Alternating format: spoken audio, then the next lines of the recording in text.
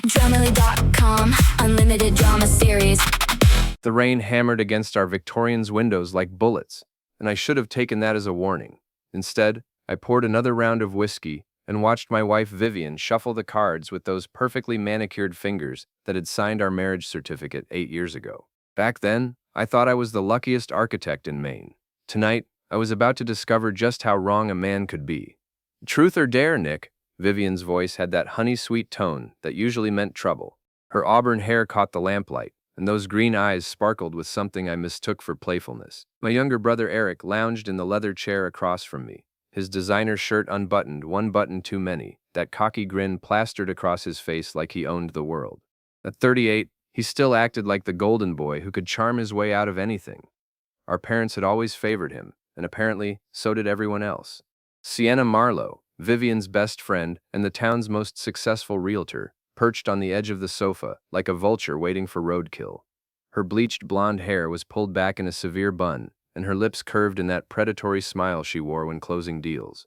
"Come on, Nick," Eric chuckled, swirling his whiskey. "Don't be such a stick in the mud. It's just a game." Just a game, right. In my 42 years on this planet, I'd learned that nothing was ever just anything when Eric was involved. "Truth," I said, because I'd always prided myself on honesty. Another mistake to add to the growing pile. Vivian leaned forward, her silk blouse revealing just enough cleavage to remind me why I'd fallen for her in the first place. "What's the one thing about our marriage that you'd change if you could?" I studied her face, looking for the trap. There was always a trap with Vivian. She was an HR consultant, which meant she knew exactly how to manipulate people's words against them. But the whiskey had loosened my tongue, and the question seemed harmless enough. "I'd want you to trust me more," I said. "Sometimes I feel like you're always testing me, like you're waiting for me to fail." Room went quiet except for the storm outside. Eric's grin faltered for just a second, and Sienna shifted uncomfortably. Vivian's expression didn't change, but something cold flickered behind her eyes. "Interesting," she murmured, then turned to Eric. "Your turn, brother-in-law. Truth or dare?" "Truth," Eric said, his confidence returning. "I can handle whatever you've got." Vivian smiled, and I felt a chill that had nothing to do with the October weather. "Have you ever wanted something that belonged to Nick?" Eric's face went red, and he took a long gulp of whiskey. That's a loaded question, Viv." "That's the point of the game," Sienna said, her voice sharp with anticipation. "Answer it." Eric looked at me, then at Vivian, then back at his glass. Yeah, I have." "What?" I asked, though part of me already knew I didn't want the answer. "Your life," Eric said quietly. "Your success, your house, your business. Everything just came so easy to you, Nick. The golden architect with the perfect wife and the perfect life. Sometimes I wondered what it would be like to have all that." The honesty hit me like a slap. I'd known Eric resented my success, but hearing him say it out loud stung more than I expected. Vivian reached over and squeezed Eric's hand, a gesture that seemed oddly intimate. "Truth or dare, Vivian?" Sienna asked, her eyes glittering with malicious glee. "Truth," Vivian said without hesitation. "I'm feeling honest tonight." Nishina's smile widened. "What's your deepest, darkest fantasy? The one you've never told anyone?" Vivian didn't even pause. She looked straight at me, her green eyes boring into mine, and said, "I fantasize about you watching me with Eric." The words hung in the air like smoke from a gun barrel. My brain struggled to process what she'd just said. Eric went pale, then red, then pale again. Sienna looked like Christmas had come early. "Jesus, Viv," I managed to say. That's quite a fantasy," she shrugged, as casual as if she'd just mentioned the weather. "You asked for truth. That's mine." I forced a laugh, the sound hollow and bitter in my throat. "Well, that's certainly honest." But even as I tried to play it off as a joke, I noticed things. The way Eric wouldn't meet my eyes. The way Vivian's hand lingered on his arm when she reached for her glass. The way they both seemed to know exactly where the other was, at all times, like dancers who'd rehearsed their steps. The game continued for another hour, but the mood had shifted. The questions became safer, the dares more mundane. But I kept watching, kept noticing, the shared glances, the inside jokes, the way they finished each other's sentences. By midnight, Eric and Sienna had gone to their respective rooms, Eric in the guest room down the hall, Sienna in the converted attic space she used when she stayed over. Vivian and I went through our usual bedtime routine in silence. She brushed her teeth, applied her night cream, and slipped into the silk nightgown I'd bought her for our anniversary. That was fun, she said as she climbed into bed beside me. We should do it more often. Yeah, I said, fun. She kissed my cheek, her lips cool against my skin. Good night, darling. Good night. I lay there in the darkness, listening to her breathing even out as she fell asleep. The storm had passed, leaving behind an eerie silence that seemed to press against the windows. I should have been tired. It was past 1 in the morning, but my mind kept replaying the evening's events. Your deepest, darkest fantasy is watching me with Eric. The words echoed in my head like a broken record. I told myself it was just the whiskey talking, just a provocative answer to a provocative question. But the more I thought about it, the more the pieces started falling into place. Eric's frequent visits over the past year, always when I was working late or out of town. Vivian's sudden interest in girls' nights that somehow always included Eric. The way she'd started dressing differently when he was around, more revealing, more seductive. I slipped out of bed as quietly as I could and padded barefoot down the hallway. The guest room door was closed, but I could see light underneath it. I pressed my ear to the wood and heard voices, low, urgent whispers that made my blood run cold. We can't keep doing this, Eric was saying. He's getting suspicious. No, he's not, Vivian replied. Nick's too trusting, too naive. He'd never believe his perfect little brother would betray him. What if he finds out? He won't, and even if he does, what's he going to do? Nick's not exactly the confrontational type. He'll just suffer in silence like he always does. Their laughter was like knives twisting in my chest. I stood there for another minute, listening to them discuss me like I was some pathetic fool, before creeping back to my bedroom. Vivian was still asleep, or pretending to be. I packed a bag in the dark, moving as quietly as possible. Clothes, toiletries, important documents, my laptop. Everything I'd need for a few days away while I figured out what to do next. The wedding photo on my dresser caught the moonlight, and I stared at it for a long moment. Vivian in her white dress, radiant and beautiful, promising to love and honor me till death do us part. Turns out my wife's fantasy was reality, and I was the only one who hadn't been invited to the party. I left through the kitchen door, the one that didn't squeak, and drove away into the night. In my rearview mirror, the house looked peaceful and innocent, like any other suburban home where normal people lived normal lives. But I wasn't normal people anymore. I was a man who'd just discovered that his entire life was a lie. I spent the weekend at a cheap motel outside town, the kind of place where the carpet was stained and the ice machine hadn't worked since the Clinton administration. It gave me time to think, to plan, and most importantly, to investigate. My architectural firm, Harrow and Associates, had been my life's work. I'd built it from nothing, starting in a cramped office above a bakery, and growing it into one of Maine's most respected design firms. We employed 15 people, had clients across New England, and had won awards for our innovative residential designs. But as I sat in that dingy motel room with my laptop, I started to see cracks in the foundation I'd thought was solid. The first red flag was in my email. Vivian had always been supportive of my work, often helping with administrative tasks and client relations. She had access to my business email account, something I'd never questioned because I trusted her completely.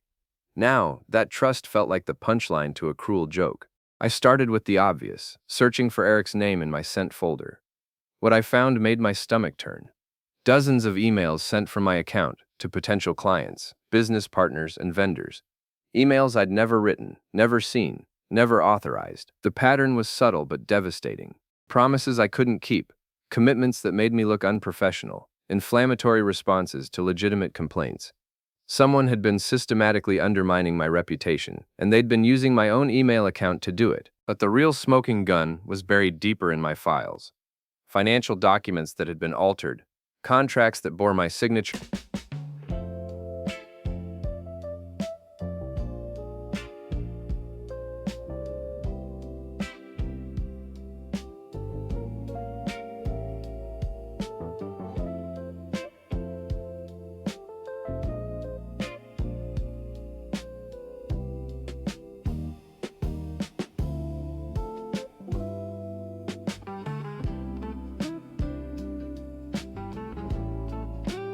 But contained terms I'd never agreed to. And most damning of all, a series of transfers from the company account to a private account I'd never opened.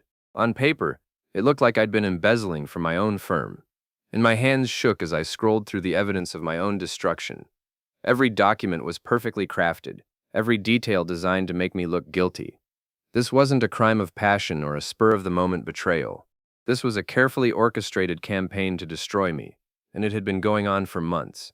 And I called Terry Doyle, an ex-cop who'd left the force after a corruption scandal that wasn't his fault. He'd been working as a private investigator for the past 5 years, and more importantly, he was one of the few people I trusted completely. "Nick?" Terry's gravelly voice was thick with sleep. "Jesus, what time is it? Terry, I need your help. Can you meet me?" Something in my tone must have gotten through to him because his voice sharpened immediately. "Where are you?" I gave him the motel address, and he arrived 20 minutes later with a box of donuts and a thermos of coffee that could strip paint.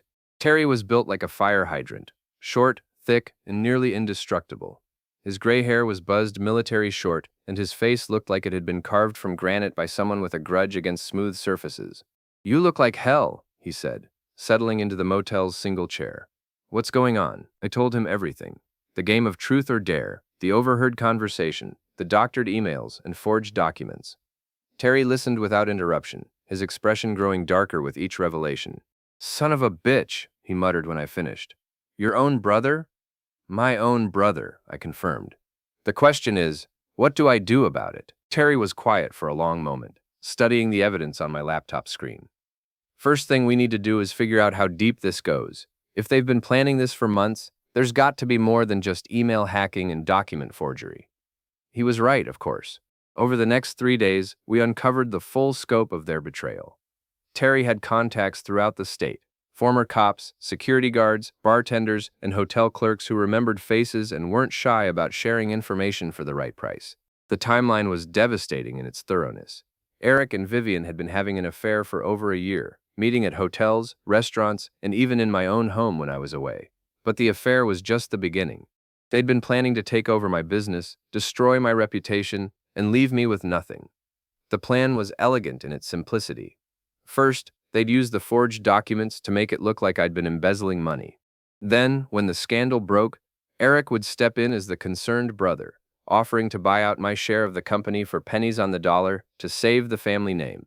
Vivian would file for divorce, claiming emotional trauma and financial hardship, and walk away with half of everything I'd worked for. Meanwhile, Sienna would use her connections in the real estate world to spread rumors about my financial irregularities, making it impossible for me to start over in the same industry. It was a perfect crime, and it almost worked, the key word being almost. "They made one mistake," Terry said as we sat in his office, surrounded by photographs, documents, and financial records. "They got greedy." He pointed to a bank statement showing the mysterious account that had been receiving the embezzled funds. "This account? It's not in your name. It's in Eric's, and the deposits don't match the supposed embezzlement dates. Some of them are from before the thefts allegedly started." I studied the documents, feeling a cold smile spread across my face. They created the account first, then backdated the embezzlement to cover it up. Exactly, and that's not the only inconsistency. Look at this. Terry showed me a series of photographs taken by a security camera outside a hotel in Portland. The timestamps showed Eric and Vivian entering a room together on a Tuesday afternoon in March. The same Tuesday, the first D supposedly sent an inflammatory email to our biggest client from my office computer. "I have digital forensics that prove you were logged into your office computer at the exact time this photo was taken," Terry said. "Unless you can be in 2 places at once, someone else sent that email." The evidence was overwhelming, but I knew it wouldn't be enough for the police. The forgeries were too good, the digital trail too complex. Even if I could prove my innocence, the scandal would destroy my reputation and my business. No, this called for a different kind of justice. "What are you thinking?" Terry asked, studying my expression. "I'm thinking it's time to play their game," I said. "But by my rules," Terry grinned, and for the first time in days, I felt like I might actually win this thing. Monday morning, I walked into my office like nothing had happened. My employees, good people who'd worked for me for years, greeted me with the usual mix of coffee-fueled enthusiasm and Monday morning complaints. None of them knew that their jobs hung in the balance, that their boss was fighting for his professional life. Marty Kowalski, my project manager and the closest thing I had to a best friend at work, knocked on my office door around 10. Marty was a former boxer who'd found his calling in construction management after a career-ending injury. He was built like a brick wall and had the loyalty of a golden retriever. Boss, we need to talk, he said, closing the door behind him. What's up, Marty? He shifted uncomfortably, his massive hands fidgeting with his hard hat. It's about your brother.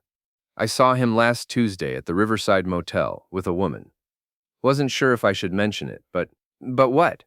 The woman looked a lot like your wife. I kept my expression neutral, but inside I was celebrating.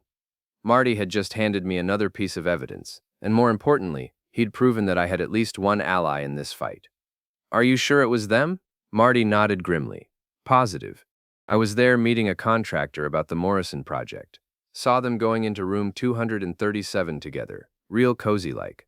Didn't seem like a family meeting, if you know what I mean. I know exactly what you mean. Marty, I need to ask you something, and I need you to be completely honest with me. Shoot.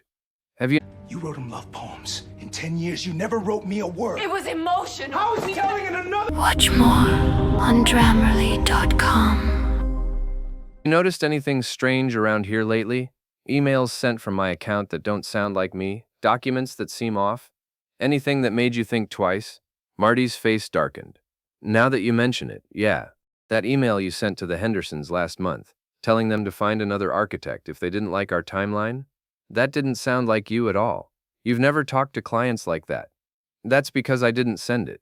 I spent the next hour bringing Marty into the loop, showing him the evidence Terry and I had compiled.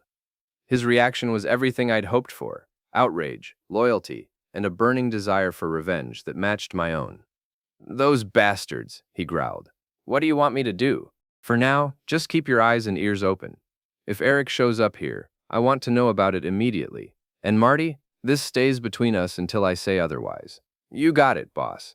That afternoon, I put the first part of my plan into motion. I called Eric's cell phone, making sure to sound defeated and confused. Eric, it's Nick. Can you meet me for drinks tonight? I need to talk to someone. Sure, bro. Everything okay? You sound upset. The concern in his voice was so perfectly fake that I wanted to reach through the phone and strangle him. Instead, I played my part. It's Vivian. I think she might be having an affair. There was a pause, just long enough for Eric to compose himself. Jesus, Nick, are you sure? No, that's just it. I'm not sure of anything anymore. Can you meet me at the Glass Hammer around 8? The Glass Hammer was the kind of dive bar where construction workers and truck drivers went to forget their troubles. It was dark, loud, and perfect for what I had in mind. I arrived early and positioned myself at a corner table where I could see the entire bar. Terry was already there, nursing a beer and pretending to watch the football game on the ancient television above the bar. Marty sat at the bar itself, looking like any other working man unwinding after a long day. Eric walked in at exactly 8 o'clock, dressed in his usual expensive casual wear that screamed, "I'm too good for this place." He spotted me immediately and made his way over, his face a mask of brotherly concern. "Nick, you look terrible," he said, sliding into the booth across from me. "What's going on?" I'd spent hours practicing this conversation, making sure I hit just the right note of confused husband and trusting brother.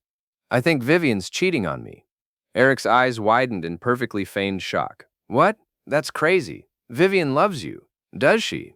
Because lately, it feels like she's a million miles away. She's always working late, always has somewhere else to be. And the other night, during that game, when she said that thing about fantasizing about you, that was just the alcohol talking, Eric said quickly. You know how Vivian gets when she's had a few drinks. I leaned forward, letting desperation creep into my voice. But what if it wasn't? What if she really meant it? Eric reached across the table and patted my hand in a gesture that made my skin crawl. Nick, you're being paranoid. Vivian would never cheat on you, especially not with me. I'm your brother. The irony of that statement almost made me laugh out loud. Instead, I let my shoulders slump in defeat. You're right. I'm probably just being crazy. It's just, work has been so stressful lately, and I feel like everything's falling apart. What's going on at work? And there it was, the opening he'd been waiting for. I could see the anticipation in his eyes, the barely contained excitement of a predator closing in on wounded prey. Some of our clients have been complaining about my work, saying I'm unprofessional and unreliable. There are financial discrepancies that I can't explain. I'm starting to think someone might be sabotaging me. Eric's concern looked genuine, but I could see the calculation behind his eyes. That's terrible, Nick.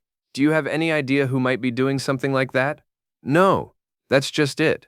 It has to be someone with access to my email, my office, my files, someone I trust. I watched Eric's face carefully, looking for any crack in his performance. For just a moment, I saw something flicker across his features. Guilt, maybe, or fear. But it was gone so quickly I might have imagined it. Well, whoever it is, we'll figure it out, Eric said. Family sticks together, right? Right, I agreed, raising my beer in a mock toast. Family. We drank in silence for a moment, and I could practically see the wheels turning in Eric's head. He was probably wondering how much I knew, how close I was to discovering the truth. Little did he know, I already had everything I needed to destroy him, but I wasn't ready to play that card yet. This was just the opening move in a much longer game, and I intended to savor every moment of their downfall. I should probably get home, I said, standing up and throwing a 20 on the table. Thanks for listening, Eric. It means a lot to know I can count on you. Always, bro. Always. I walked out of the bar, leaving Eric sitting alone with his thoughts and his guilt. As I reached my car, I saw Marty approaching from the shadows. Did you get it? I asked. He held up a small digital recorder and grinned. Every word. Your brother's got quite the talent for lying through his teeth. That's not the only talent he's got, I said grimly. But it's about to be his downfall. The next morning, I found a message waiting on my office voicemail. It was from Robert Henderson, the client who'd supposedly received that inflammatory email from me. Mr. Harrow, I wanted to follow up on our conversation yesterday. I'm glad we were able to clear up that misunderstanding about the timeline. Your brother explained that the email was sent by mistake, and we appreciate you taking the time to apologize personally. We're looking forward to continuing our working relationship. I played the message 3 times, my anger growing with each repetition. Eric had gone to my clients behind my back, spinning some story about mistaken emails and misunderstandings. He was trying to position himself as the responsible brother, cleaning up my supposed messes. It was a smart move, I had to admit. But it was also a mistake, because now I knew exactly how he planned to take over my business, and I was going to use that knowledge to destroy him.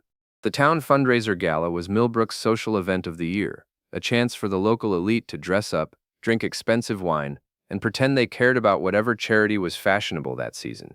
This year's cause was the Children's Hospital, which meant everyone would be extra generous with their checkbooks and their sanctimonious speeches. I arrived alone, telling everyone who asked that Vivian was feeling under the weather. In reality, she was at home, probably planning her next move with Eric and Sienna. The 3 conspirators had been meeting regularly since my confrontation with Eric at the bar, no doubt worried that I was getting too close to the truth. If only they knew how close I really was.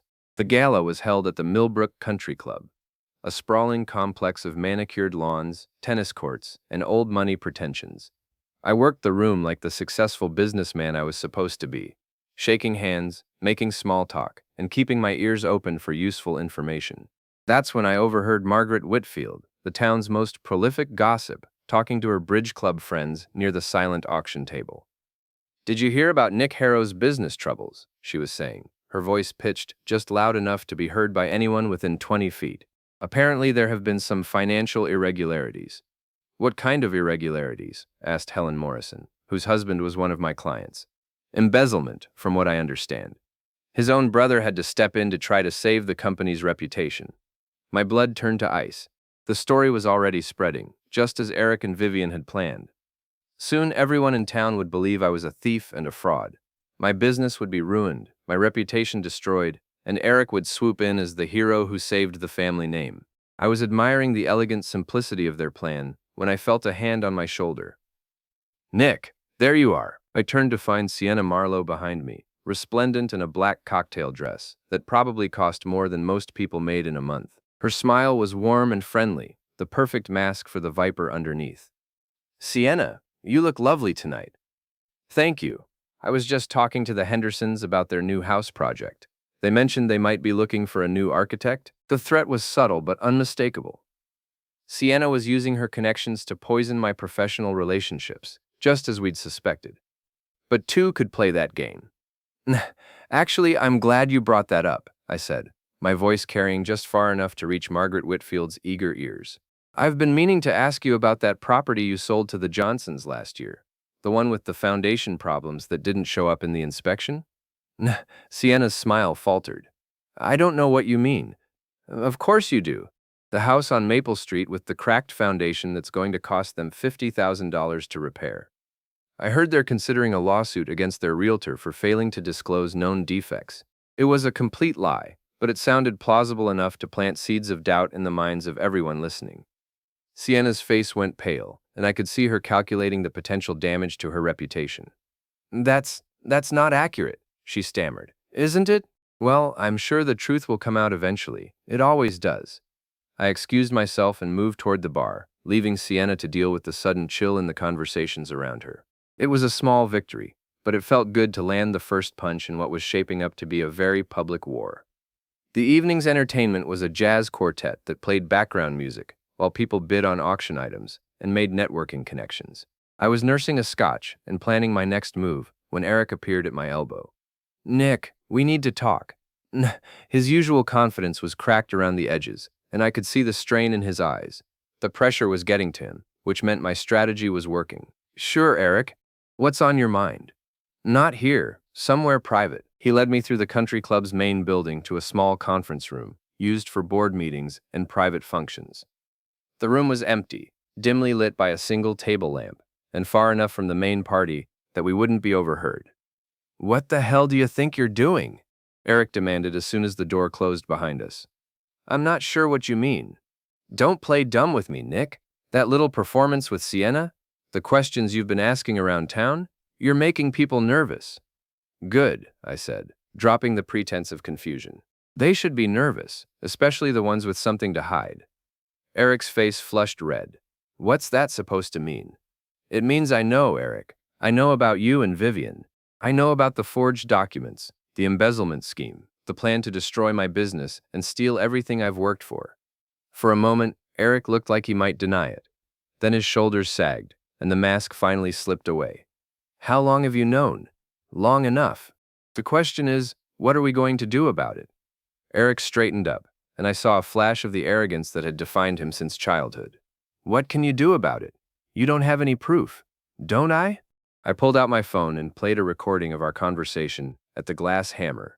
Eric's voice clear and damning as he lied to my face about Vivian's faithfulness. Then I showed him photographs of him and Vivian entering the motel, bank records proving the embezzlement scheme, and digital forensics proving the emails had been sent from outside my office.